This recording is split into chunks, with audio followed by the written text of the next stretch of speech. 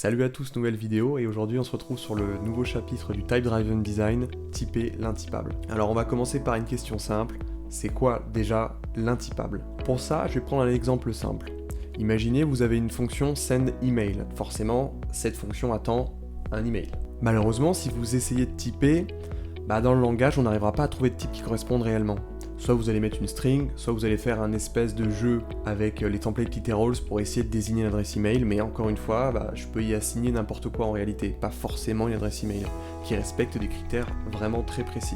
Et en fait, c'est normal qu'on ne puisse pas faire ça.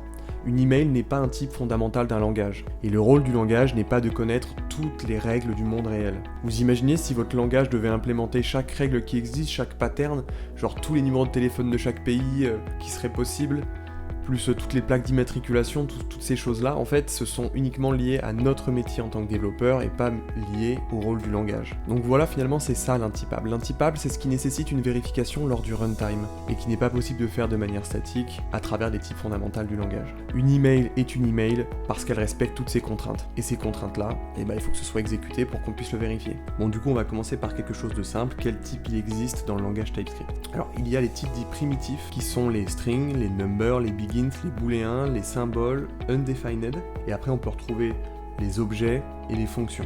Objets et fonctions sont des types un peu particuliers parce que ce sont des types qui se composent. Alors petite mention, sur TypeScript il y a quelques petits types en plus, il y a le type any qu'il faut évidemment bannir, unknow qui peut nous aider dans certains cas, void qui désigne un retour vide de fonction, et le type never. Ensuite les arrays, ça c'est propre à JavaScript mais ce sont des objets. TypeScript a intégré du sucre syntaxique permettant de les désigner. Donc là on commence à rentrer dans les types de composition, donc les objets, les arrays, les tuples qui sont en fait uniquement des arrays avec des emplacements prédéfinis. On a les fonctions où on va pouvoir composer le retour et les arguments. On peut retrouver les types intersections qui permettent de combiner les types unions qui permettent de les combiner mais de dire c'est soit l'un soit l'autre. Et ensuite oui effectivement on peut terminer par les interfaces qui sont globalement des objets mais avec un typage légèrement différent. Terminer les enums, mais ça c'est du sucre syntaxique créé par TypeScript et personne ne les utilise parce qu'ils sont catastrophiquement implémentés. Alors ça peut donner l'impression qu'il y a beaucoup de types à connaître dans TypeScript, mais en fait en réalité c'est très peu. Il n'y a même pas de déclinaison pour les nombres, même pas de déclinaison pour les strings.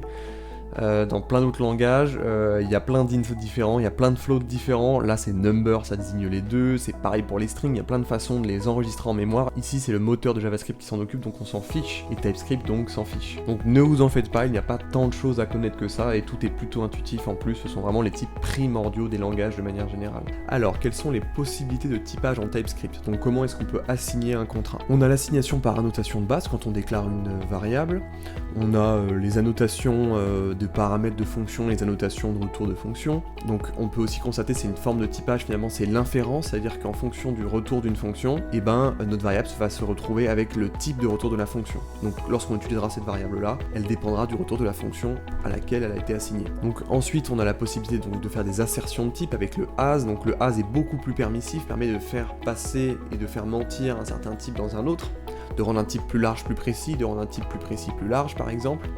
Ensuite on a l'opérateur très important satisfy, c'est une annotation secondaire. Son but est de typer un petit peu entre guillemets a posteriori. Il ne va pas forcer l'inférence du type, donc ça veut dire que à aucun moment le type ici de values sera remplacé par ce record, mais par contre il va nous indiquer si jamais le type justement de values ne correspond pas à ce record. Ensuite on a les classes avec les implémentations d'interface, les classes abstraites qui peuvent définir des méthodes abstraites. Du coup on extend, on obtient ces méthodes, et pour terminer on a les prédicats. Donc ça c'est une dernière façon un peu de typer, mais ça permet d'influencer le type dans l'exécution. Donc on va commencer un peu le code parce que je parle, mais ça serait quand même bien de pratiquer. Alors on va commencer par un exemple simple qui est la fonction de division. Bon, on est tous passés en primaire, donc on sait tous ce que c'est une division a priori. Donc on va créer notre fonction divisions, on va attendre un dividend et un divisor. Et donc, forcément, on a dividend divisé par divisor. Bon, là, c'est la chose la plus simple, la plus fondamentale en informatique, faire une opération mathématique. Mais on a déjà des premières choses à corriger. On peut observer un problème déjà. Quand j'appelle cette fonction division, effectivement, bon, je peux diviser test par une string par 12, tu vois. Bon, c'est problématique. Ma fonction ici, elle attend n'importe quoi. Bon, je vous avoue que ça va être compliqué de faire des divisions avec des strings, on va pas se mentir.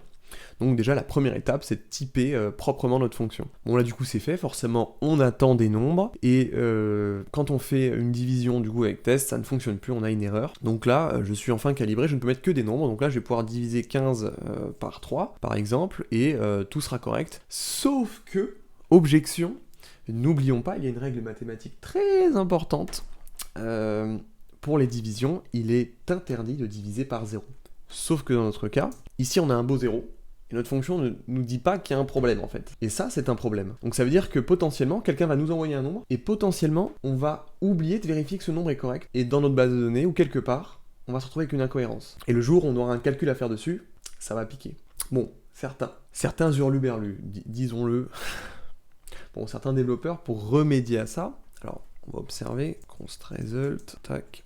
Donc ici on peut observer qu'on a un retour de nombre, mais certains développeurs, pour remédier à ça, ils se disent bah, finalement, tout ce que j'ai à faire, en fait, moi je suis malin, divisor est égal 0, et ben moi je return nul parce que je suis trop fort.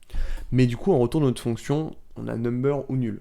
Alors qu'on soit bien clair, en mathématiques, quand vous faites un calcul, votre fonction ou votre calculatrice ne va jamais vous retourner un nul. En fait, c'est une incohérence métier. Techniquement, une division retourne un nombre. Il est juste interdit d'y mettre 0. Bon, je sais que certains vont me dire, oui, mais les calculatrices, elles acceptent. Du coup, bah, quand on fait le calcul, on obtient une erreur. Bah, pour moi, c'est une erreur. Vous êtes en division, techniquement, votre calculatrice devrait avoir un loquet qui vous empêche d'appuyer sur 0. Et là, c'est sécurisé. Bon, je continue dans les exemples qui sont possibles, hein. Certains feraient bien pire. Ici, ils nous mettraient un throw error. Voilà, de cette façon, c'est magnifique. Comme ça, en plus, ici, on se retourne. Ah bah attends, on a que un nombre, c'est parfait. Grave erreur, grave erreur. C'est la meilleure façon d'oublier que cette fonction cause une erreur d'utiliser un throw error. De manière générale, il faut bannir cette idée d'utiliser un throw. Parce que clairement, un throw error dans un flux de fonctions, vous ne savez jamais d'où va venir votre erreur. Et quand vous implémentez, vous n'implémentez qu'un chemin positif. Parce que oui, il arrive que des choses ne se passent pas comme prévu. Et utiliser un throw, c'est omettre qu'il peut y avoir des problèmes. Et malheureusement, ces problèmes, comment est-ce que vous les verrez ? Bah, une fois en production, quand il y aura de la vraie donnée et des vrais conflits, des vrais problèmes. Et là, j'espère que vous résistez bien au manque de sommeil. Donc non, les throw errors sont à bannir. Mais alors, comment faire ? Parce qu'en fait,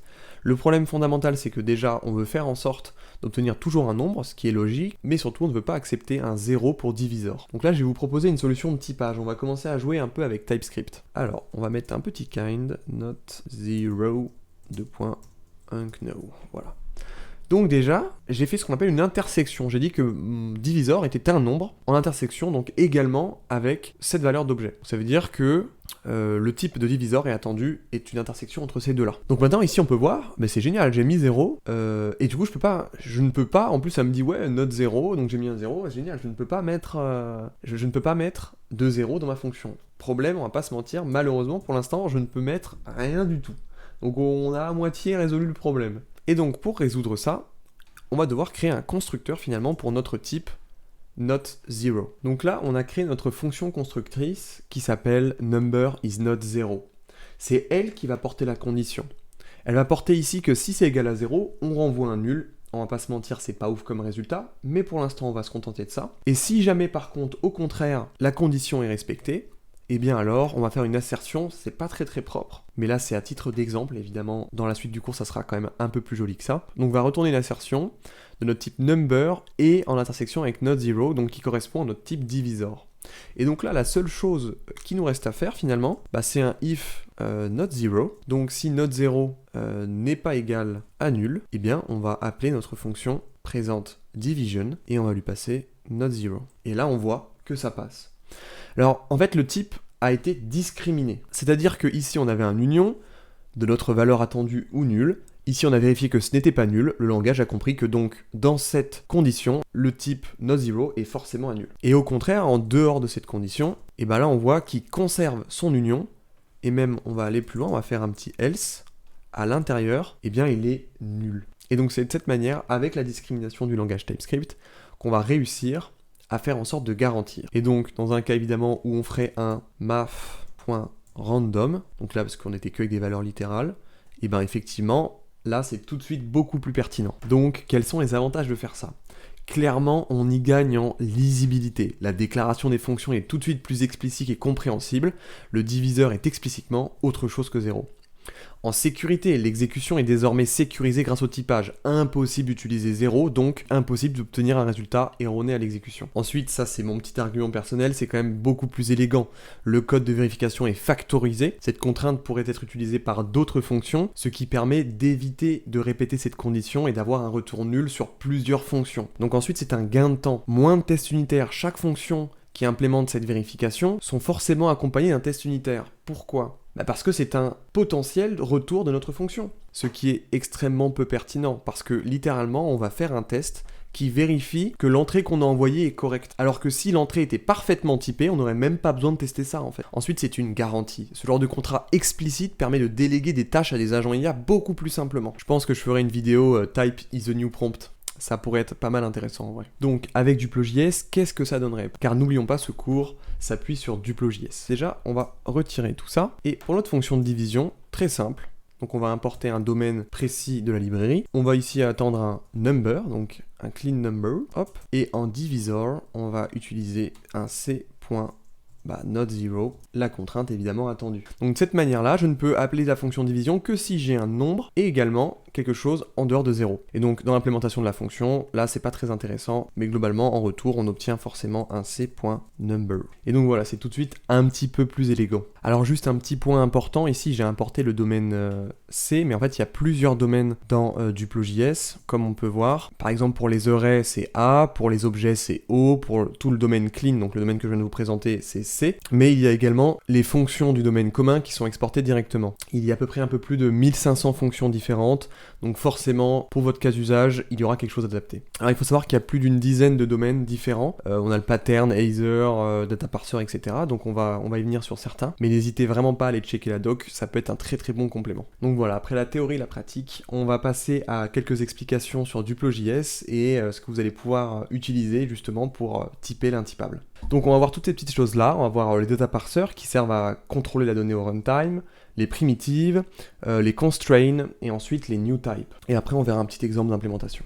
Donc les data parsers. Une partie très intéressante évidemment de Duplo.js, comme exactement tout Duplo.js en fait. Alors si vous connaissez Zod, c'est un Zod-like. C'est-à-dire que c'est un outil qui permet de modéliser de la donnée, comme on pourrait le faire avec TypeScript, sauf que là, c'est tangible. Pendant l'exécution, à pouvoir l'utiliser pour créer des vérifications. Donc Data Parser, il joue un rôle central dans cette façon de faire.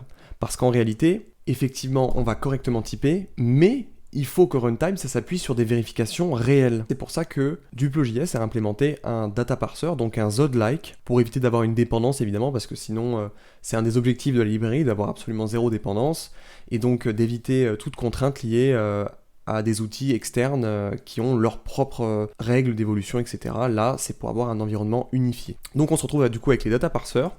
On a deux versions, on a la version data parser normale, qui est une version entre guillemets light, et on a la version extended qui est faite plus pour le serveur. Aujourd'hui, je vais vous présenter plus la partie extended, mais je vais vous montrer quelques exemples en même temps de la normale. Donc par exemple, si on voudrait déclarer un objet, un schéma d'objet, ici je vais déclarer object maprops1 dpe.number qui est du coup égal à un nombre.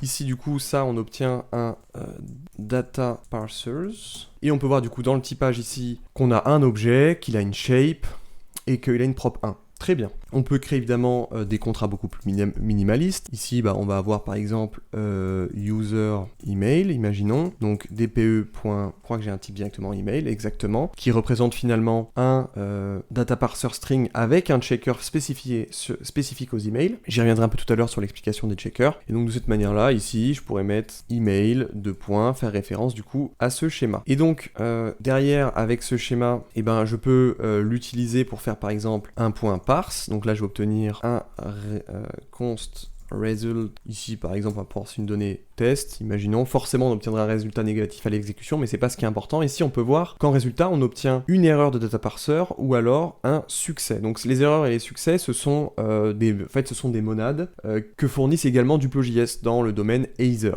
Donc, on pourrait l'importer ici, c'est le domaine, ou c'est Either, c'est comme vous voulez. Et ici, on ferait un if e.isWrite, donc write c'est la version correcte, c'est pour le succès, result, tac, et là on regarde notre résultat, il a été discriminé, résultat, ici on a un success à l'intérieur, et si on veut le récupérer, on n'a plus qu'à faire un unwrap, tac, pour obtenir le résultat, et on obtient direct props1 number, email string. Donc voilà, tout ça c'est un outil qui va nous permettre au runtime de vérifier correctement la forme et les détails de la donnée. Et donc, point important, il y a tout à l'heure ce que j'ai cité, ce qu'on appelle des checkers. Alors les checkers c'est quoi? En fait pour ça il faut déjà comprendre le rôle principal du data parser. Le data parser permet de certifier un type. Ici on a le type object et ici je pourrais très bien avoir le type string. Donc ici qu'est-ce que ça va donner? Si je vais récupérer le type output de mon schéma, .output, user email, type of, ici je vois que j'obtiens une string. Pareil si je fais mon data parser, j'obtiens également ici mon objet props1 email. Bon, jusqu'à là, rien d'impressionnant. Et donc, quel rôle va venir jouer le checker, lui? Eh bien, il va venir affiner cette vérification. Ici, effectivement, le data parser représente l'objet, mais le checker, lui, va représenter une vérification supplémentaire. Donc, quand c'était email, il va certifier qu'au runtime, l'email a bien été passé en contrainte. Et malheureusement, ça n'a pas forcément d'influence sur le typage. Donc là où le data parser est là vraiment pour donner le type principal, le checker, lui, il est là pour affiner à l'exécution ce que c'est exactement. Donc, par exemple, on va prendre notre user email, on va pouvoir ajouter par exemple @checker et on va ajouter, on va obtenir du coup un nouveau data parser à ce moment-là et on va ajouter du coup faut que je l'importe, dp.email checker email, hop, j'obtiens et là du coup on peut observer si je récupère mon new dp, je vais l'appeler, j'ai un peu la flemme de le nommer, et ici on peut voir que ça a ajouté le checker data parser email. Ici je pourrais ajouter, bon c'est un peu débile, mais un dp.string checker string max, ici je mettrais 12, résultat ici on aurait l'email plus le string max, et on peut du coup enchaîner les checkers à l'intérieur de notre data parser. On obtiendra du coup un clone de ce premier, et celui-là du coup sera exploitable au même titre que celui-là. Alors pourquoi le système de checker a été externalisé? C'est-à-dire qu'on pourrait directement mettre en paramètre de data parser, ok je veux spécifier une email, mais au même titre que dans un langage on ne trouve pas le type email, c'est parce que c'est pas forcément son rôle fondamental. Et surtout l'équipe Duplo.js devrait implémenter chaque contrainte qui existe, alors que là avec un système externalisé vous pouvez complètement implémenter vos propres checkers qui permettent d'être beaucoup plus flexible. Alors la version spécifique à data parser extended, donc la version extend, c'est que par exemple ici je peux avoir accès à .min et .max, par exemple 12. Donc on peut voir ici que j'ai directement mon checker min qui est présent dans la déclaration, alors que dans la version DP, je n'ai pas accès si je déclare si je passe sur la version DP, je n'ai pas accès à ce fameux .min. Pourquoi? En fait c'est une question de tree checking. Alors pour les plus néophytes, globalement, ça permet d'éliminer le code mort. Et du code mort, en fait, c'est contextuel à ce que vous utilisez ou ce que vous n'utilisez pas. Et donc, au lieu d'avoir à importer toutes les conditions min, max, email, alors que vous, par exemple, vous utilisez que email, et ben ça importera que email en utilisant la version non extended. Alors que la version extended, vu qu'elle importe les méthodes, et ben forcément, elle importe également le code correspondant à ces vérifications. Bon, c'était une explication rapide. Je pense que ça peut être clair pour tout le monde. Normalement, ça devrait aller. Mais n'hésitez pas à me le dire si vous avez besoin de plus d'explications ou si je suis pas assez précis, ou peut-être trop si ça se trouve. Donc, il faut savoir que data parser possède plus de 20 types de représentation de données différents. Il y a des types qui permettent de composer, il y a des types qui permettent de transformer, il y a des types qui permettent de pré-flight pour éviter les erreurs et être plus résilient par exemple. Donc là pour le coup je vous encourage à aller voir la documentation pour voir toutes les possibilités de modéliser la donnée. Et j'ai une dernière petite précision d'ailleurs qui est assez intéressante. Ici par exemple je vais faire un transform, je vais appeler s.to, donc à la domaine string. Donc ici on va pouvoir observer que dans l'output on a props1 qui n'est plus égal à un nombre mais une string littérale avec à l'intérieur un nombre, parce qu'en fait la fonction to permet de transformer en string, prend un générique, puis derrière retourne la valeur stringifiée de ce générique.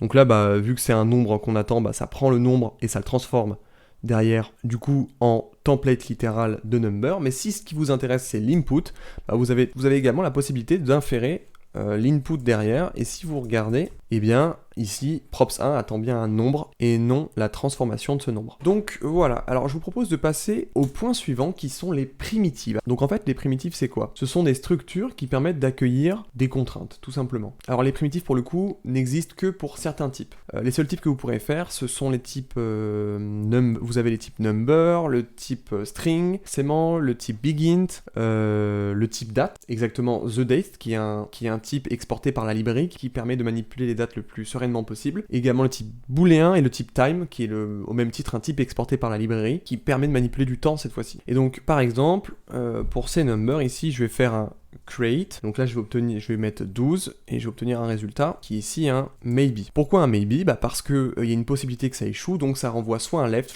soit un right. Donc c'est ce que j'ai dit tout à l'heure, c'est des monades, soit un résultat positif, soit un résultat négatif. Bon, dans notre cas ici, c'est pas forcément très intéressant. Ici, le plus intéressant, c'est de faire un creator throw. On obtiendrait directement notre primitive 12 et on pourrait l'exploiter. Et on pourrait observer que d'ailleurs, notre primitive en fait est wrappée et on n'a accès à absolument rien à l'intérieur. On ne peut pas accéder à son contenu, donc pour la manipuler, il va falloir forcément utiliser des fonctions qui sont adaptées à elle. Donc par exemple, ici, je vais pouvoir utiliser un c.substract. Le c.substract, ici, on va mettre notre valeur, notre value. Donc je vais faire 12 moins c number, imaginons qu'on ait un autre nombre, create row de par exemple 10, et bien derrière cette fonction va nous renvoyer un autre nombre. Donc si on récupère le résultat, on obtient ici une primitive number. Donc on obtient le résultat tout simplement de notre calcul. Alors si vous voulez créer vos propres fonctions pour manipuler ça, c'est très simple, il vous suffit de wrapper les valeurs primitives. Donc là si par exemple ici je veux accéder à ma row value, et ben je prends ma value et je fais un unwrap, et ici j'obtiens directement 12, mon nombre. Mais ça en fait c'est caché par des fonctions secondaires, entre guillemets vous avez votre lot d'utilitaires agnostiques de l'environnement, et puis vous les manipulez. Si vous avez une formule très mathématique complexe, et bien très bien, vous la faites dans une fonction qui est prévue pour cette fonction mathématique. Dans les contraintes vous mettez tout ce que vous souhaitez, et vous manipulez comme vous voulez. Cette fonction-là, par contre, demandera beaucoup de typage et de tests unitaires, mais en retour, vous en ressortez forcément un résultat garanti. Bon, pour l'instant, les primitives, ça peut vous paraître étant un peu quelque chose d'abstrait et surtout pas très utile en réalité. En fait, je vais y venir. Le prochain point qui sont du coup les constraints, vous allez comprendre à quoi servent exactement les primitives. Donc, les constraints, littéralement, les contraintes en français, je vais en créer une.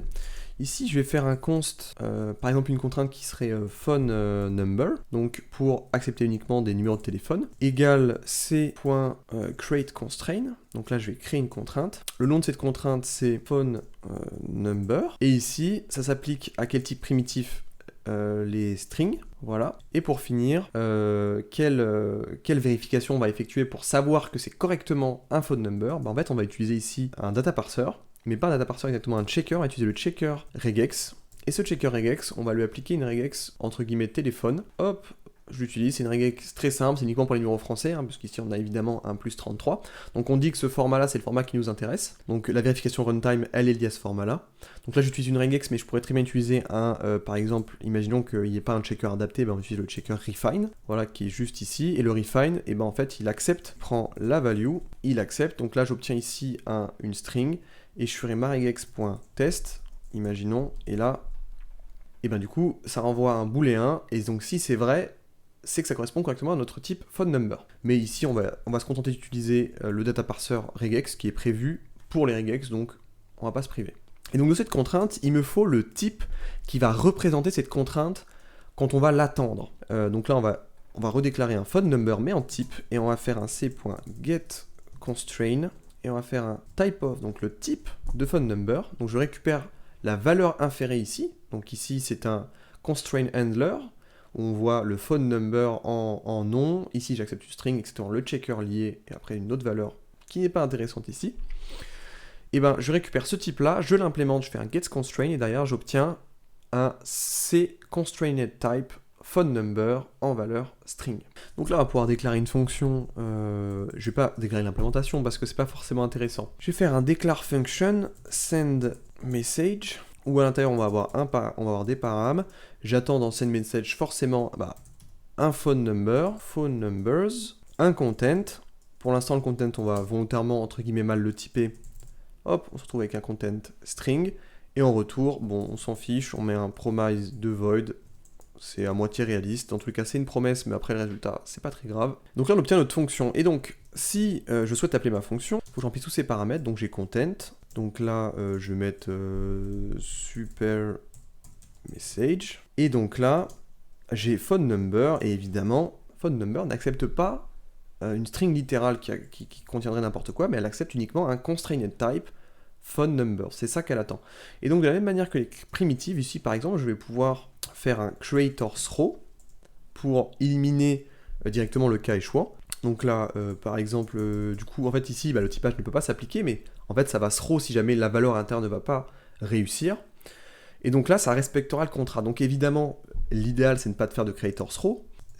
on verra plus tard dans des exemples, mais en fait l'idéal c'est d'avoir des outils qui le font à votre place. Mais là, nous par exemple ici, le mieux c'est de faire tout simplement un const phone number, je vais mettre PN, hein, écoute, est égal du coup phone number. Alors en général on écrit quand même, je vais faire l'effort parce qu'il ne faut pas montrer de mauvais exemples. Il faut faire en sorte que tout soit le plus explicite, donc les variables doivent être porter le nom de ce qu'elles sont. Phone number.create, enfin ici je mets ma valeur plus bref, on s'en fiche.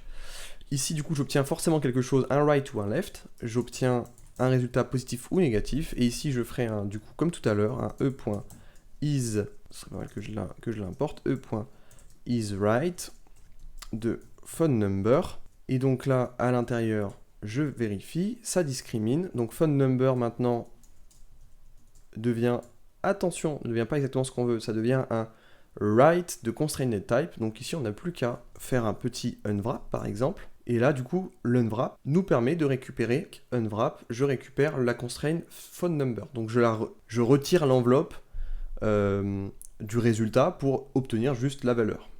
Donc ce qui est encore plus pertinent, par exemple, je pourrais faire un const result est égal e.whenIsWrite. Tac. Ici, je mettrai mon résultat de phone number. Et en fait, ici, j'obtiens directement la valeur. Elle est automatiquement wrap. Donc ici, j'ai plus qu'à faire un bam, bam. Ici, on retire le wait. Ici, on obtient notre phone number. Et voilà. Et donc ici, en fait, automatiquement, on va mettre notre phone number qui est en fait en maybe. Peut-être il a réussi, peut-être il a réussi, peut-être il a échoué.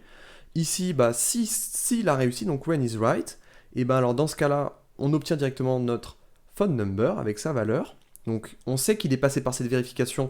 Là, la valeur littérale n'est pas correcte, mais la plupart du temps ici, vous allez avoir en réalité des strings. Donc on sait que la valeur ici n'est pas correcte, enfin l'exécution, mais c'est pas grave parce qu'en fait, dans tous les cas, elle a été garantie par ça. Donc si c'est vrai, et ben ça s'exécutera. Donc when is right, et là du coup je peux faire mon send message, je récupère mon numéro de téléphone qui est du coup dans sa contrainte directement déwrappé et je le passe à ma fonction.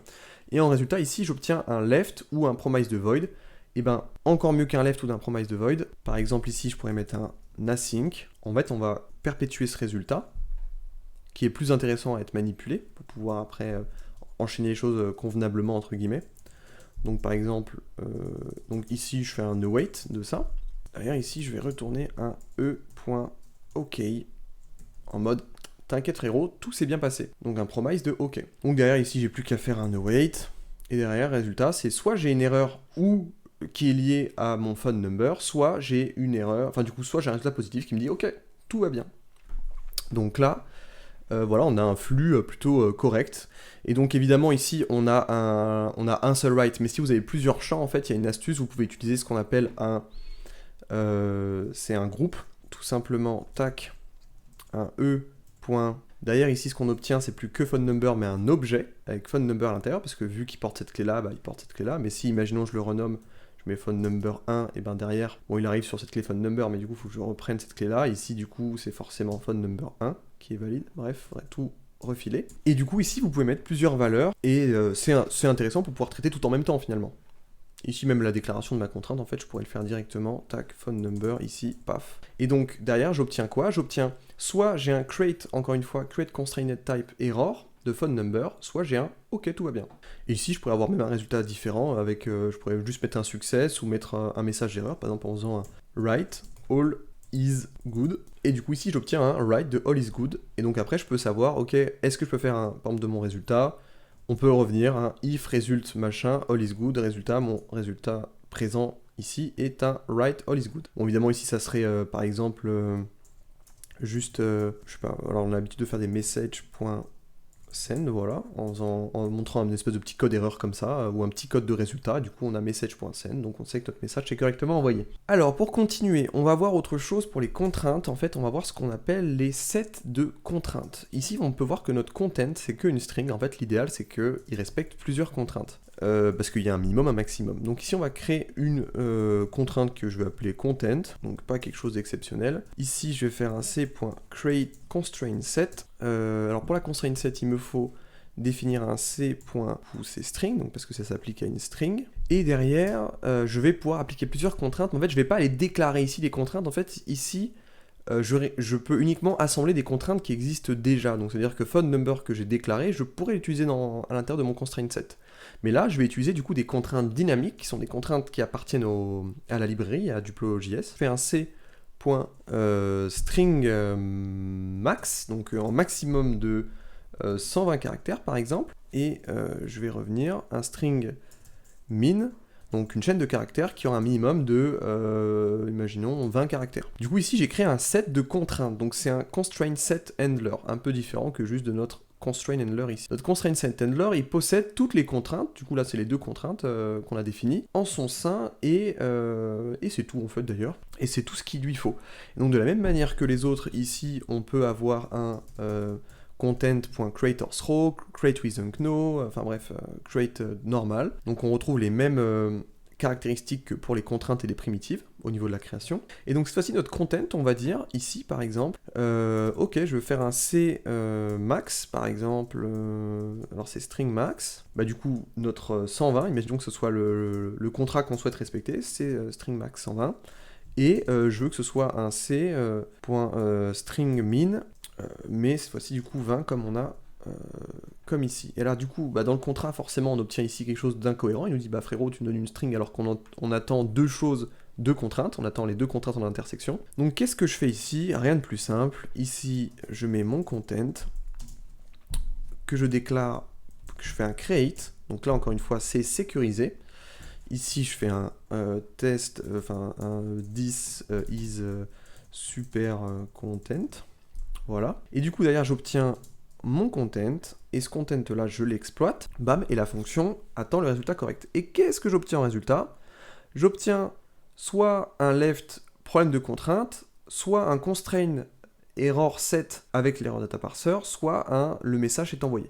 Donc en fait, les erreurs se cumulent entre guillemets. Donc en faisant ça, en fait, vous éliminez toutes les possibilités que votre donnée soit incorrecte. Ici, vous codez votre cas dans lequel c'est correct, et vous obtenez le résultat dans les cas où ce n'était pas correct. Donc là, de cette manière-là, vous pouvez complètement identifier très simplement ce qui est bon ou pas bon. Et puis derrière, par exemple, dans une API, vous pourriez faire un if tag e.as information, parce qu'en fait, toutes les monades possèdent une information. Vous faites un result, et là, par exemple, tag creatorsRow message send. Donc par exemple, ici, je pourrais mettre en ou les deux, ces deux-là. Et donc de cette manière-là, ici, mon result, il est exclusivement égal à mes erreurs. Et ici, je pourrais traiter en mode, ici, ok, ça c'est des 400. Et par exemple, si j'ai des erreurs un peu plus techniques, du style problème de connexion base de données, ou alors une erreur métier carrément, vous pourrez renvoyer une 500 et très facilement le reconnaître. Et votre métier peut vous rejeter ce genre d'erreur, et c'est identifiable. Donc traitable. Et puis si vous prend l'envie dans par exemple votre routeur ou autre de faire un throw error, et ben là vous ferez un throw error en pleine connaissance de cause, c'est déjà ça. Mais dans votre métier, dans votre code important, lui, il vous met au courant de tout, ce qui vous permet derrière de pouvoir réagir en fonction. Donc voilà, alors ce qu'on peut faire avec ce content aussi, je vais redéclarer un type content, ce que j'aurais pu faire, parce que là j'ai déclaré d'abord la contrainte ici dynamique, puis après ici j'ai assemblé les deux contraintes. Mais en fait ce qui est complètement possible, c'est de faire un content qui récupère évidemment le contrat, donc get constraint, cette fois-ci avec un S, je récupère le contrat, je fais exactement la même chose, type of, bam. Ici j'obtiens en fait une intersection de ces deux contraintes, et donc autant je mets ça, et là du coup tout est correct, et le contrat suit depuis sa déclaration. Mais vous pouvez très bien faire comme ça ou autre, l'important c'est que c'est typé, et l'important c'est que ça vous indique que ce n'est pas correct. Donc peu importe finalement la manière dont vous faites, si vous dupliquez un petit peu le typage, c'est pas très grave parce que ça vous indiquera les impacts dans votre code derrière. Et donc on a un dernier cas un peu plus alambiqué. Alors, je vais revenir un peu en arrière avant de remplacer le contrat, c'est pour illustrer ça. Ici par exemple on a un string max qui n'est pas, imaginons, à 120 mais à 150. Oui. Ici qu'est-ce que ça me dit? Ça me dit frérot, le type, la propriété machin, type string, ici tu as un string max 150, mais toi tu m'as fourni un string max 120. Pourquoi en fait, pourquoi t'as fait ça? C'est pas bon, tu vois, et vu qu'il est en comparaison statique, il n'y arrive pas. Pourtant, c'est dommage, parce que un string max de 150, un string max de 120 il est bon. Parce que si c'est max 150, max 120 c'est correct. Alors pour ça on va utiliser un petit utilitaire, donc c'est c.castConstraint, et en gros, on va venir caster notre contrainte présente ici content, et on va venir lui donner ici du coup on va le faire le c.max.150. Alors qu'est-ce qui se passe ici? En fait, castConstrain, il va calculer dynamiquement, en fonction des génériques, si oui ou non le type est plausible. Vu que là j'ai une contrainte de 120, une contrainte de max 120 induit qu'une contrainte de max 150 c'est possible. Mais par contre, une contrainte de max 110, comme présent ici, eh ben, n'est pas induite par un max 120. Donc le type qui possède ici max 120 ne peut pas certifier que ce qu'il contient a un max 110. Le max 110 n'accepte pas une longueur de 112. Donc 110 n'est pas valide. Alors que 150, lui, l'est. Et donc dans ce cadre-là, je peux l'ajouter, et donc derrière mon castConstrain, il renvoie quoi? Il renvoie une intersection de toutes ces choses-là. Et du coup, c'est un type qui est compatible avec le retour. Du coup, j'obtiens un string max 150 sans problème. Alors si on voit, est-ce que je peux voir le full type? Ouais, je pense que je peux le voir. Non, je ne peux pas le voir. Je suis banné du full type, peut-être que je peux faire un petit type secondaire, const. Je vais appeler temp, bref. Non, j'ai dit que je faisais un effort, c'est casted value, voilà. Content même. Ici on est précis, on est des gens précis. Casted content. Et donc dans casted content, ici il a quelque chose en plus. Il a le message, bon normal, la contrainte 120, la contrainte min de 20, et maintenant en plus il obtient cette contrainte min de 150. Alors il faut savoir que ça ne mute pas, ça recrée une nouvelle version de cette valeur-là, avec en plus la contrainte qui s'est ajoutée. Et donc maintenant ça correspond sans aucun problème à notre typage. Donc voilà, on a réussi de manière dynamique à pouvoir réassocier des types sans aucun problème. Et donc évidemment le castConstrain, il est compatible avec plein de types différents. Donc il peut casser des contraintes de toMin, toMax, toStringMin, toStringMax, donc les autres c'est pour number, positive, les stricts positifs, stricts négatives, etc., etc. En gros, vous avez des castes possibles et chacun de ces castes, du coup, propose une possibilité. Par exemple, pour stringMin, il va comparer avec... voilà, le type est peut-être un peu complexe à lire. Pour stringMin, il va comparer avec un autre stringMin, ou alors avec une une contrainte positive, par exemple, parce que une stringMin, par exemple, de 1, et ben, elle inclut une contrainte positive. Voilà, donc tout est possible, et tout est overrideable via TypeScript. C'est ça qui est intéressant.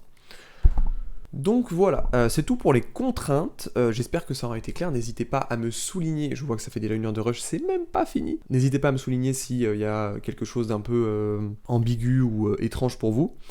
J'hésiterai pas à répondre en commentaire. Alors, pour continuer, on n'a pas fini, je vous maintiens encore là. Les new type, donc ça c'est un concept supplémentaire. New type littéralement nouveau type. Donc les constraints, comme on a pu voir, ça permet d'identifier et de pouvoir typer correctement des contraintes liées à l'exécution. Le new type, lui, il a une petite nuance supplémentaire, il vient apporter un nouveau nom et créer finalement un nouveau type. Donc, toujours dans le domaine C, je vais créer par exemple const user email, encore lui, est égal c.create new type, tac. Du coup, ici, on va l'appeler user email. Ici, on va utiliser une primitive, mais en fait, on peut utiliser également, je vous montrerai tout à l'heure, mais on peut utiliser également des data parsers directement pour structurer des choses plus complexes.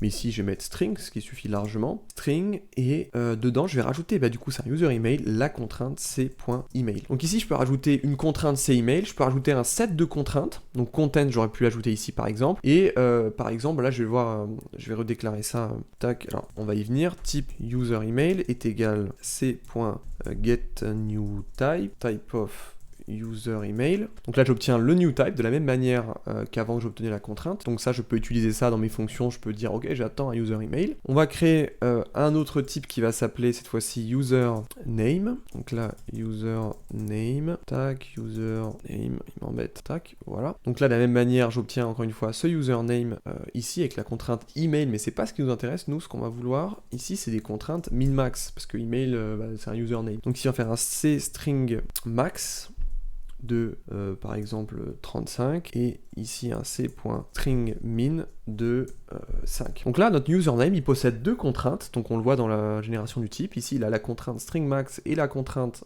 stringmin 5 et les deux types string, et donc il possède ces deux contraintes présentes ici, et donc il sera éligible à des fonctions qui exigent ces contraintes ou alors qui exigent tout simplement un username.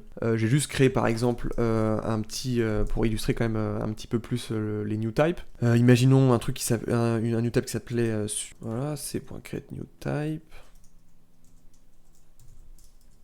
Tac. Ici, on va l'appeler, tac, pareil, subscription. Et cette fois-ci, on va pas lui passer une primitive, on va lui passer directement quelque chose qui peut représenter notre schéma, object, tac, imaginons une subscription, du coup, bah, on a from, dpe.date, et là, to dpe.date. Et donc de cette manière-là, j'ai pu créer encore une fois un nouveau type qui s'appelle subscription, mais cette fois-ci pas à partir d'une primitive, mais à partir du coup d'un objet directement, enfin d'un data parser, ce qui me permet d'avoir des types composés dans mes new types. Donc ici on ferait un type subscription de la même manière que le reste, c.getNewType, type of subscription. Et là du coup on réobtient ici notre new type, le nom subscription, et ici présent la valeur qu'il peut avoir. Et donc derrière, qu'est-ce que ça donne si on devait redéclarer encore une fois une fonction? Bon, super job, cette fois-ci on va avoir encore notre function, cette fois-ci send email. Ici on va redéclarer des params, encore une fois, email, ici on va attendre non pas un user email par exemple, mais un c.email, parce qu'en fait on envoie un email, pas de souci là-dessus, et ensuite ici on attend pareil notre content. Alors je vais le récupérer d'avant, donc je le récupère d'avant, je le redéclare ici, donc là c'est juste une contrainte, hein, on s'en fiche un peu, c'est pas forcément un type métier, content, et du coup ici, alors je précise oui, mais la lib du PostGIS fournit plein de contraintes, n'hésitez pas à aller checker la doc, pour les nombres, il y a plein de contraintes pour les strings, il y a plein de contraintes pour... il y avait aussi des sets de contraintes, enfin bref, il y a quelques petits trucs, n'hésitez pas à les checker. Donc là, hop, j'attends mon content. Alors, du coup, ici, on va retrouver encore une fois notre... Imaginons que on va pas avoir un promise de void, on va avoir un promise de... soit... on va avoir un write, on importe encore une fois, write, ici on va avoir email.send, ou sinon on va avoir un e.left, et on va avoir email.send. Voilà, nous on a une... Voilà, j'ai une petite... habitude de créer des espèces de code d'erreur identifiables où en gros il y a plein de keywords à l'intérieur parce que l'important c'est de pouvoir les identifier dans le typage et de pouvoir les traiter, et après les vrais messages d'erreur vous les traitez aux endroits les plus propices pour ça, par exemple dans votre protocole HTTP ou dans votre couche HTTP ou dans la couche de la console. Là vous interprétez vraiment les erreurs et vous donnez les messages avec, ce qui permet du coup d'avoir parce que du coup ce code là peut être traduit alors que le message d'erreur lui-même si vous l'aviez mis directement, lui ne peut pas être traduit. Alors du coup on a notre send email, bah là on a le même problème, il nous faut notre subscription, il nous faut le content, l'email, toutes ces choses là. Donc on va refaire la même chose qu'avant, const result wait notre future fonction e.when is write groupe. On refait comme tout à l'heure, on va recréer notre petit groupe. Donc à l'intérieur, qu'est-ce qu'on met? On met du coup forcément par exemple notre user email. Donc user email ici c'est juste user email. Et bien de la même manière que les autres, ça fonctionne de la même manière que les contraintes et les primitives, on a les mêmes méthodes, que les constraint set également. Ici on va retourner encore le content.create, this is tac. Et hop, je viens récupérer du coup à l'intérieur. Du coup maintenant vu que j'ai un bon résultat, je peux faire directement ça, je peux faire un send directement. Ici on a le user email, ici on a le content, et donc ici on va pouvoir envoyer notre email qui est un user email et notre content. Et donc ce qui est fantastique ici, qu'est-ce qui me... Ah oui, il est important en tant que type, voilà. Donc ce qui est fantastique ici, bon déjà ici on va voir tous les résultats possibles, il y a un constraint set error qui peut arriver à cause du content, il y a un create new type error qui peut arriver à cause de l'user email qui pourrait être incorrect, et il y a ici du coup un cas de réussite email send, et il y a un cas d'échec email left. Ici derrière je pourrais avoir encore une fois, vraiment c'est génial, un e.matchInformation, ici je mettrai mon result, et derrière en fait je serai obligé de matcher pour chaque information une fonction associée. Et du coup d'ailleurs imaginons que je traite ça, j'ajoute ça, etc. Ici la valeur elle est même que no parce qu'en fait ici on n'a pas défini de valeur de retour, mais pour cette erreur là je pourrais renvoyer telle chose, par exemple bon on s'en fout, c'est naze, mais on pourrait renvoyer un nul. Et du coup ça nous force derrière à traiter tous les cas. Email send, envoyer un nul encore, on a ensuite le new type error et ensuite le constraint set error. Et donc, ce qui est cool là, c'est que donc si je reprends le result result match. Ici, bon là, on a que des nuls, mais ici, par exemple, pour la chose positive, je pourrais renvoyer test, bref. Ici, du coup, on se retrouverait avec un union de string ou de nul. Mais en fait, ici, je peux retraiter. Ici, je pourrais mettre, ok, bah, j'effectue cette réponse-là, ou je renvoie cette réponse-là, je fais cette chose-là. En fait, ici, on est obligé de matcher. Et si derrière, en fait, j'ai un changement je sais pas, j'ai une erreur supplémentaire qui dit juste, c'est pas un email send, mais je sais pas, ici on peut avoir un email email.1 par exemple, et ben ici directement ça m'a indiqué, frérot, maintenant il faut traiter cet email invalide qui fait désormais partie de la réalité. Du coup ça permet d'être notifié instantanément, encore une fois, des impacts du code que je produis. Et donc ici, autre point intéressant, bon ça c'est un peu un point secondaire qui concerne surtout les hazers pour identifier correctement les résultats. Autre point secondaire très intéressant, en fait ici j'ai sur mon user email bind la contrainte email. Ici je demande un email, je ne demande pas spécifiquement un user email, je demande un email. Et du coup, je peux associer, parce que j'ai la contrainte email présente ici, mon user email, en fait, à un email. Si ici, évidemment, je retire ma contrainte, il va me dire, frérot, tu m'as donné un new type, mais moi j'attendais un constrained type email. Et donc c'est là que la magie opère, où du coup, grâce aux primitives, grâce au constrained type et grâce au new type, on peut avoir un type complètement orienté métier et vraiment un nouveau type, donc là ici user email, et pouvoir attendre des types plus globaux ou génériques qui ne sont pas concernés par le métier. Ici encore une fois, je pourrais demander un content suivant, je sais pas, avec certains min-max, et mon username par exemple pourrait faire partie du content. C'est absurde dit comme ça, mais c'est possible. Et donc voilà, vous pouvez finement, vos fonctions peuvent finement demander quelque chose, les exiger, soit parfaitement en utilisant directement les new types, soit partiellement à travers juste une contrainte, mais vous avez réussi du coup de cette manière-là à typer l'intypable et à être sûr de ce que vous recevez. Et une dernière chose, effectivement, en fait, on peut, une dernière chose, il y a plein de choses encore, on peut les manipuler, par exemple quand je fais, je sais pas, je vais manipuler ça, tac, je dégage mon résultat. Ici, bah en fait, quand on fait un c.concat, par exemple, donc pour concaténer deux strings, bah ici, je vais prendre par exemple un user email, je vais faire un creators row, test, on s'en fiche, c'est un creators row, l'important c'est pas l'exécution mais c'est la phase de typage, commande V, ici du coup, email, ici je vais prendre un username, c'est absurde, encore une fois l'exemple est absurde mais c'est pour démontrer quelque chose, creators row, voilà, donc là, horse row, voilà, et bah ici j'obtiens pas de contrainte particulière, j'obtiens pas de contrainte, j'obtiens pas de new type non plus, parce qu'en fait, du fait que j'ai manipulé ces deux types, et ben derrière, je dois obtenir forcément une primitive. En fait, le primitive joue non seulement un rôle de structure pour accueillir le nom du new type, et également accueillir les contraintes, mais aussi un rôle finalement de parent, il englobe une primitive, ça englobe en fait les opérations, ça englobe les types plus précis que sont les contraintes et les new types. Et donc en résultat, forcément, quand je concate deux choses, bah, il perd tous ses attributs et redevient quelque chose de simple. Et après, de cette primitive, je peux essayer de la retransformer, parce que du coup, on a vu ça avec des valeurs normales, mais par exemple, je pourrais faire un const new email, par exemple, et je ferai un user email.create, et moi, je pourrais exploiter directement, en fait, le résultat de cette nouvelle primitive. Imaginons, j'obtiens un write, mais cette fois-ci avec un c-primitive, en intersection avec notre new type, et du coup, il est redevenu notre new type correct. Voilà, donc là, vous avez à peu près le rôle de chacun de ces éléments, donc j'espère que c'est assez clair pour vous, n'hésitez pas encore une fois à me le spécifier en commentaire. Donc pour clarifier, une primitive, c'est une structure, c'est un objet, qui stocke une valeur qui est inaccessible. Une contrainte, c'est juste un marqueur stocké sur une primitive, donc c'est une propriété finalement de cet objet-là, et un new type, c'est quelque chose qui vient nommer et être stocké également sur l'objet de la primitive, et qui peut être associé en plus à des contraintes. Et tout ça, évidemment, dans la structure de la primitive. Et donc le data parser, tout ça, il joue quel rôle? Et ben en fait, ici on peut voir qu'on a composé avec des checkers en dessous, avec ce qui fonctionne derrière, c'est un data parser. Ici, on a déclaré directement le data parser. En fait, le data parser, il s'occupe de réellement vérifier au runtime. Et donc, toutes vos contraintes et vos schémas et vos new types que vous avez définis reposent à l'exécution sur les schémas qui structurent tout ce que vous faites finalement. Et c'est eux qui vont s'occuper de faire le job de vérification. Donc, on va faire quelque chose de simple.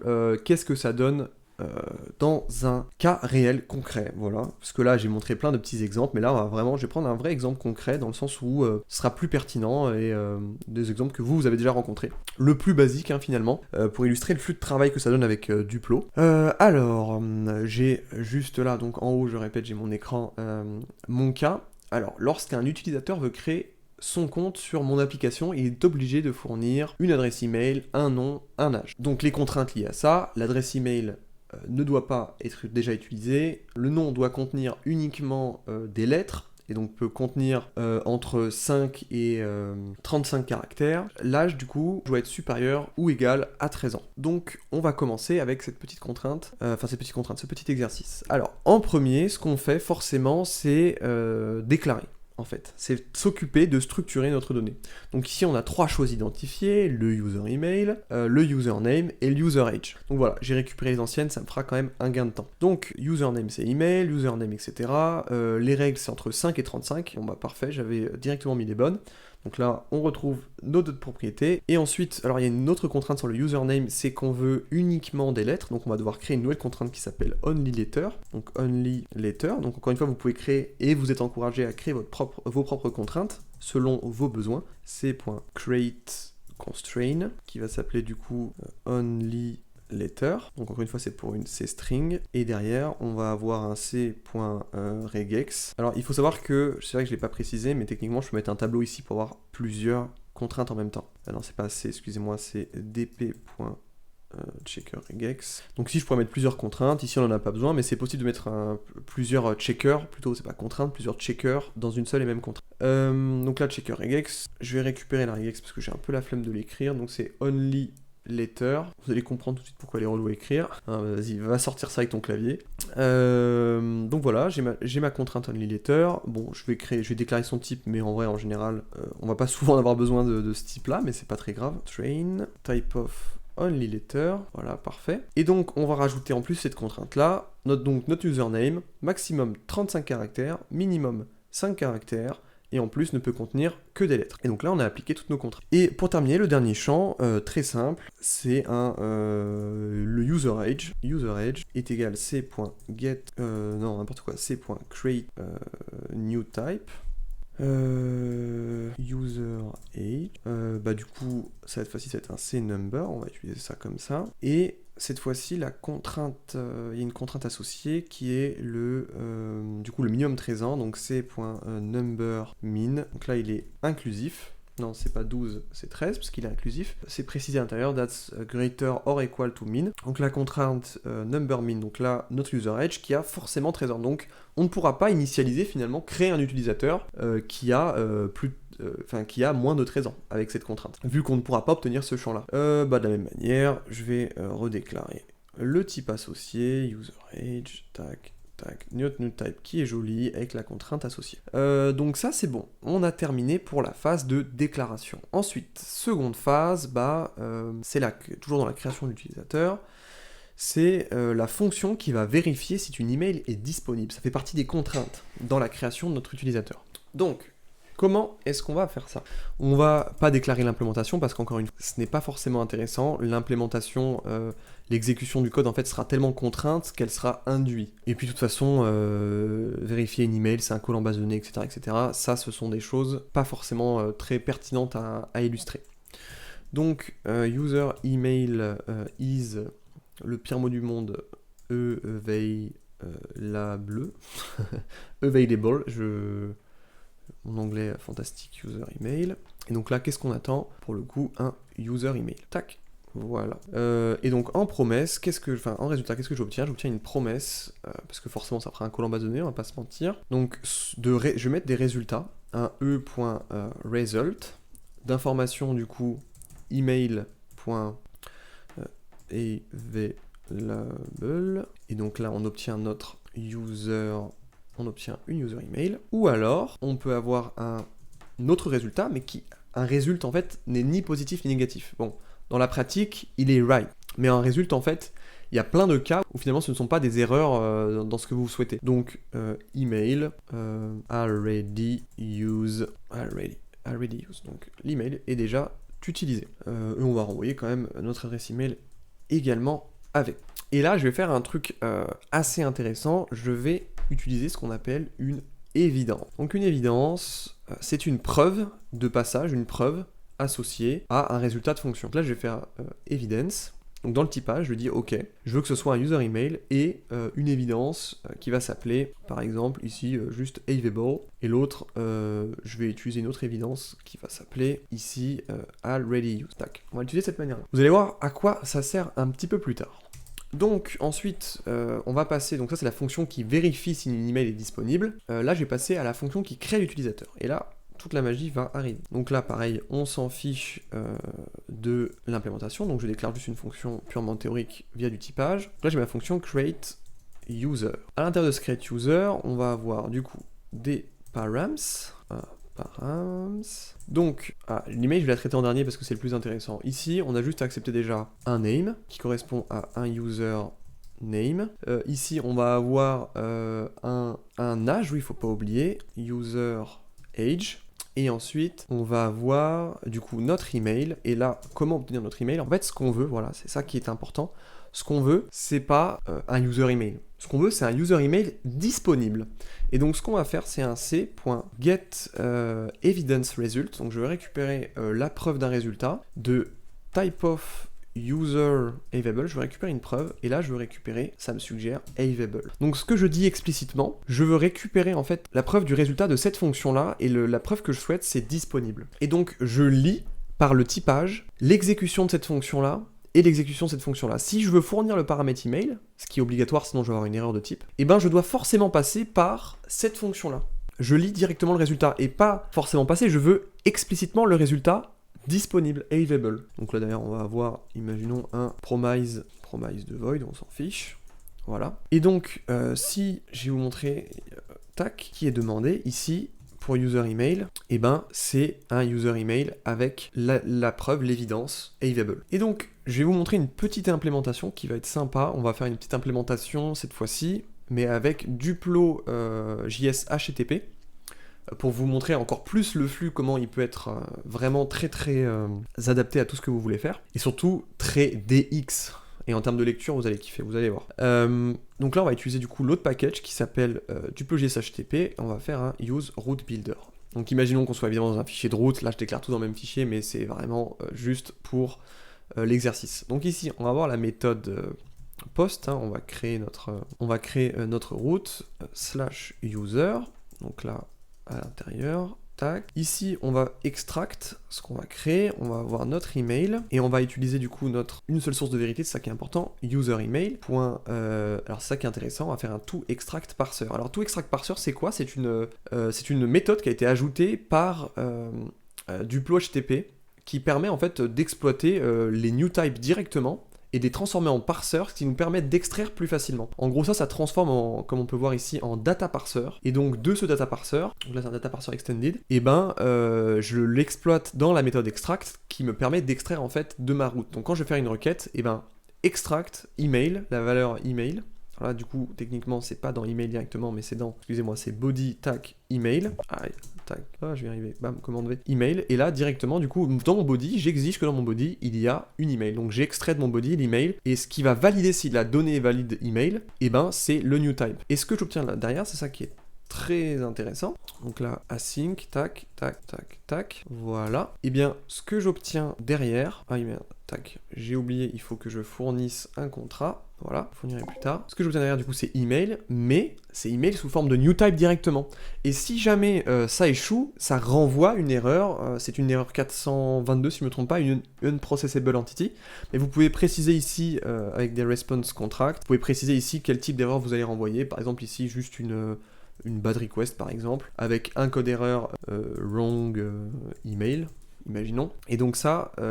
en définissant ce contrat, si quelque chose échoue dans cet extract-là, ça serait une réponse bad request qui sera envoyée avec une information wrong email. Et donc, c'est pas fini, et on a d'autres choses à extraire. Donc, pour la création de notre utilisateur, on a du coup le name. Donc, on va partir de username.toExtractParser. Et enfin, on va avoir l'âge. On va avoir un userAge.toExtractParser. De la même manière, voilà, on appelle 3 fois cette méthode et puis on obtient ce qu'on souhaite. Et derrière, du coup, on a, je vais y arriver, l'âge, le nom. Donc on obtient ici notre user email, notre user age et ici notre username. Ce qui est sympa, alors on va pouvoir définir aussi plusieurs contrats, ça c'est spécifique à évidemment Duplo HTTP. Donc on va avoir le contrat created, parce que on va créer un utilisateur, donc on va forcément un user.created. Alors l'intérêt de ces contrats, c'est que derrière on peut générer un Swagger directement attaché à ça, et générer un client de type directement à partir de nos routes. Donc là, je vais vraiment pouvoir, tu vois, je type ça ici, donc le type qui a été créé par mon new type présent dans mon métier, et ben quand j'utilise dans l'extract, derrière je génère du typage, donc non seulement je génère le Swagger avec toutes les informations, mais en plus je génère le typage de mon client HTTP, et du coup dans mon client HTTP, il est complètement dépendant, donc ça c'est mon front, va être complètement dépendant en back-end, donc j'ai une seule source de données, va être complètement dépendant du typage de mon adresse email, enfin de mon adresse email, de mon user email déclaré en fait dans la couche la plus haute. Et donc c'est pour ça que ça peut paraître un peu verbeux explicite, mais ça permet de dire complètement à quoi ressemble quoi finalement, pour évidemment avoir à faire les choses qu'une seule fois. Et de toute façon ici c'est pratique pour le runtime mais également pratique pour la génération. Donc qu'est-ce qu'on a à faire? On a nos deux petites fonctions, faut pas oublier, user email et create user, et on va devoir du coup les traiter. Donc pour ça, ce que je vais faire, je vais return directement un async pipe, voilà, donc c'est pour avoir un flux asynchrone. À l'intérieur, je vais utiliser la fonction user email is available, donc est-ce que l'email est disponible. Donc je fournis l'email à l'intérieur, j'obtiens mes résultats. Ici je fais un e.match information. Donc là, qu'est-ce que j'obtiens ici? J'obtiens un user email already used, donc là pour l'instant on renvoie un nul. C'est pas forcément très intéressant. Et ensuite, ici, un email available. Et là, du coup, qu'est-ce que j'obtiens? Mon email, qui est du coup correctement typé, avec mon evidence available. Et donc, c'est comme ça que je vais pouvoir appeler, du coup, mon create user. Ici, je vais faire un await. Donc, forcément, ici, il faut que ce soit asynchrone, évidemment. Wait. Tac, ici on va avoir mon âge, mon email et mon nom. Bon là il me sort des trucs, là il me sort un univers de titre, mais c'est pas très grave, parce que c'est pas très important pour l'instant. Donc du coup, ici on a, donc on peut voir ici, du coup on reçoit le type correct, et on peut du coup l'implémenter à l'intérieur. Si j'avais pas l'email ici, évidemment je me taperais, donc on peut voir ici, une erreur ici, parce que ici, qu'est-ce qu'il me demande? Il me demande, ok, le new type, mais il faut en plus l'évidence ajoutée. La propriété evidence est absent, et du coup il faut en plus une evidence available. Du coup, ça rend dépendant de l'exécution de la fonction. Bon là, il râle, pourquoi? C'est simple, c'est parce qu'en fait déjà j'ai deux cas, un cas d'échec et un cas de réussite, et il faut que je renvoie une réponse. Donc déjà, je vais déjà typer mon cas d'échec, donc là c'est responsecontract.conflict, ouais, quelque chose existe déjà, c'est un conflit. User.al, c'est email.alreadyuse. Voilà. Et derrière, en fait, j'obtiens du coup, ça c'est pour du flow HTTP, une response, et ma response, qu'est-ce que je vais faire avec? Des choses magnifiques. Ici, c'est un user response already exist, et ici, il faut que je fasse un return de response, tac, tac, et ici, c'est create. Et là, de cette manière, du coup, les contrats sont respectés, parce que ici, je respecte ces contrats-là. Si ici je mettais autre chose, forcément ça pèterait un câble. Du coup, tous les contrats sont respectés, donc tout est bon. Et si jamais, imaginons, parce que tu vois, j'ai un already used, mais peut-être que j'ai autre chose qu'un already used, et j'ai un expect validation. Imaginons que ce soit en attente. Expect validation. Et cet expect validation, bon là on s'en fout un peu de l'évidence, c'est pas forcément quelque chose d'important pour l'exemple, et cet expect validation, il est directement, il cause directement une erreur en fait, parce qu'en fait, ici j'ai un cas à traiter en plus, donc ici ça cause une erreur non seulement sur le match ici, et en plus sur la sync pipe, parce qu'en fait, le match n'arrive pas à résoudre vu qu'il manque, vu que le type n'est pas correct. Et ici, je dois faire un email expect validation, je dois avoir le traitement. Et du coup, finalement, ça serait le même traitement que celui-là. Je ferai commande C, commande V, et donc je choisis explicitement d'avoir le même traitement. Et là, je ferai un expect validation, et là, du coup, email already use. Et là, de cette manière-là, je suis complètement dépendant des fonctions de mon métier. Et donc, peu importe le changement, il me sera directement indiqué, et en plus indiqué derrière, moi, j'ai des répercussions, je modifie ma couche d'abstraction HTTP, et en plus derrière ça régénère un Swagger, ça régénère le typage, ça régénère tout. Je vous conseille vraiment d'aller voir la documentation de Duplo.js HTTP, je pense que ça vous fera vraiment plaisir. Et donc voilà, c'est une petite démonstration du flux de travail que vous pouvez avoir. C'est plutôt, on va pas se mentir, assez satisfaisant et agréable à utiliser. D'un point de vue DX, c'est génial, ça permet vraiment de modéliser la donnée telle qu'on l'espère et telle qu'on la voudrait. Ça permet également de créer des dépendances entre l'exécution des fonctions, franchement c'est génial, et vraiment ça permet de, grâce à du typage, garantir une exécution correcte lors du runtime. Là je sais que si j'exécute ça, il y a zéro problème. Aujourd'hui en plus à l'ère de l'IA, bon là je parle énormément de développement et de DX, mais à l'ère de l'IA, comment garantir que l'IA respecte votre prompt? Au lieu de prompter via du langage qui ne garantit pas le respect du prompt, vous promptez via des règles de typage. Et en promptant via de la déclaration, et ben si le typage passe, vous savez déjà que le code va s'exécuter correctement. Bon, évidemment, il faut lui mettre à l'intérieur que les assertions sont interdites et qu'il faut utiliser ces types-là. Mais du coup, à travers le prompt, je crée ce qui va vérifier que le prompt est valide. Donc voilà, même à l'ère de l'IA, ce genre de pratique est extrêmement utile. Et en plus, au niveau de la lecture, j'ai fait en 65 lignes, j'ai fait énormément de choses. L'équivalent Domain Driven Design ou l'équivalent avec d'autres librairies prendrait mais vraiment 10 fichiers de 100 lignes à chaque fois. Surtout pour la complexité qu'il peut y avoir derrière toutes ces choses-là. Donc voilà, de cette manière-là, on a sécurisé l'exécution, on a défini les choses correctement comme on les souhaitait. Évidemment, tout ça, c'est grâce au Type Driven Design. C'est vraiment l'idée en premier, on type, on structure, et puis après on implémente. L'implémentation étant présente ici, le typage étant présent au-dessus. Même si ça, c'est de la déclaration qui est valide au runtime, en fait, ça, c'est surtout de la déclaration qui est utile pour le typage. Et donc, que ce soit pour valider du back-end ici, mais également du front-end, parce que oui, le back-end peut générer des schémas pour le front-end, et ben dans des formulaires par exemple ça peut être très pratique, et ben vous pouvez facilement avoir une seule source de vérité, et du coup dès que vous la modifiez, ça impacte tout votre code et ça vous indique exactement les impacts de votre code. Bon bah très bien, c'est tout pour aujourd'hui, la vidéo va être assez longue, j'espère que vous l'avez regardée jusqu'au bout et merci de l'avoir regardée jusqu'au bout, pour ceux qui arrivent jusqu'à là. Et évidemment ce cours là n'est pas terminé, on se retrouvera pour un prochain chapitre qui s'appellera Structurer et exiger.